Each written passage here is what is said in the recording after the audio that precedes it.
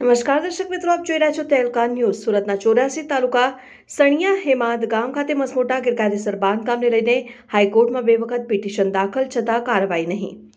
સુરતના 84 તાલુકાના સણિયા હેમાદ ગામને સરકાર દ્વારા રેસિડેન્શિયલ ઝોન તરીકે જાહેર કરેલ છે. તેમ છતાં ગૃહ ઉદ્યોગ અને લઘુ ઉદ્યોગના નામ પર મસમોટા બાંધકામ ઊભા કરી દેવામાં આવેલ છે. ત્યારે આ ગેરકાયદેસર બાંધકામો અને કારખાનાને લઈને અનેક વખત રજૂઆત કરવામાં આવેલ છે. તેમજ 2 વખત હાઈકોર્ટમાં પિટિશન પણ દાખલ કરવામાં આવેલ છે. તેમ છતાં આ દિન સુધી કોઈ પણ પ્રકારની કાર્યવાહી કરવામાં આવેલ નથી.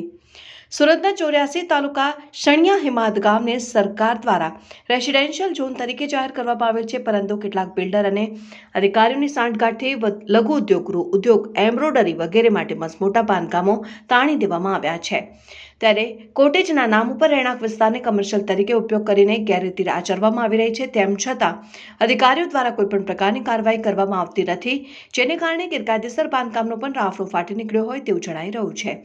આ મસમોટા બાંધકામ બાંધીને મકાન પરપ્રાંતીય લોકોને ભાડેથી આપી દેવામાં આવેલ છે. ત્યારે આ પરપ્રાંતીય ત્યાં આવીને વસવાટ કરી રહ્યા છે અને આ પ્રાંતીય લોકો ગેરકાયદેસર પ્રવૃત્તિઓ કરતા હોવાના આક્ષેપો પણ થઈ રહ્યા છે.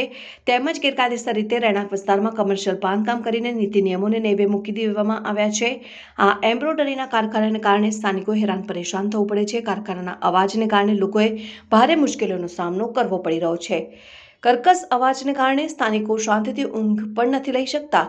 તેમજ કચરો પણ ગમે ત્યાં ફેંકી દેવામાં આવતો હોય છે. સ્થાનિકો દ્વારા અનેક વખત એસએમસીમાં આ અંગે ફરિયાદ કરવામાં આવેલ છે અને રહેણાંક વિસ્તારમાંથી કમર્શિયલ ઉપયોગ કરતા કારખાના અને બાંધકામને હટાવવામાં આવે તેવી માંગ અનેક વખત કરવામાં આવી છે. તેમ છતાં વહીવટીતંત્ર દ્વારા કોઈપણ પ્રકારની કાર્યવાહી કરવામાં આવતી નથી. અધિકારીઓ એમ્બ્રોડરીના કારખાનામાં તપાસ કરવા માટે આવતા તો હોય, પરંતુ કદાચ ગાંધી છાપના બંડલો લઈને પરત ફરી જતા હોય છે અને આગળ કોઈપણ પ્રકારની કાર્યવાહી જ થતી નથી. તે લોકચર્ચા જોવા મળી રહી છે.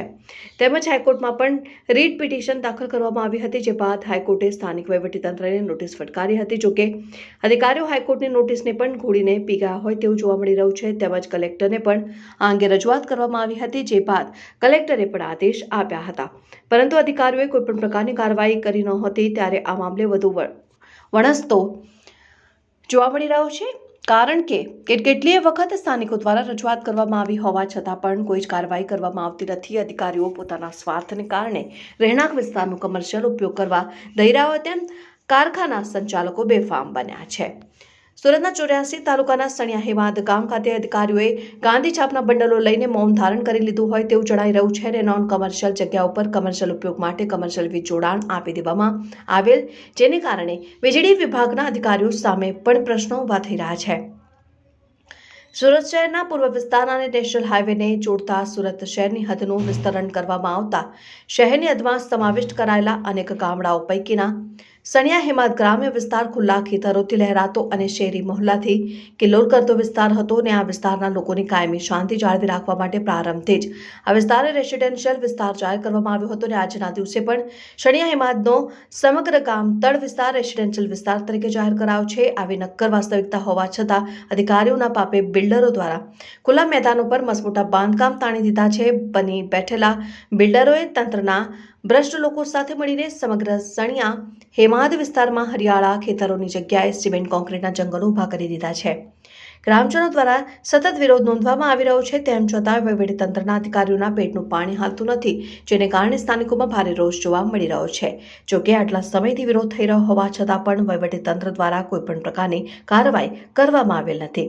ત્યારે આવનાર દિવસોમાં પણ કોઈ કાર્યવાહી કરવામાં આવશે કે નહીં, તે સૌથી મોટો પ્રશ્ન બની ગયો છે. વરાછા ઝોનમાં આવેલ સણિયા હેમાદ મામલે હાઈકોર્ટમાં 2 વખત પિટિશન દાખલ કરવામાં આવેલ છતાં પણ આ દિન સુધી વરાછા ઝોનના કાર્યપાલક દ્વારા કોઈ કાર્યવાહી કરવામાં આવેલ નથી. ત્યારે અહીં પ્રશ્ન એ થાય છે કે શું વરાછા ઝોનના કાર્યપાલક દ્વારા જ અહીં ગેરકાયદેસર બાંધકામ કરનારાઓને પ્રોત્સાહન પૂરું પાડવામાં આવી રહ્યું છે કે કેમ? Reporter Manish Chauhan, Tehelka news.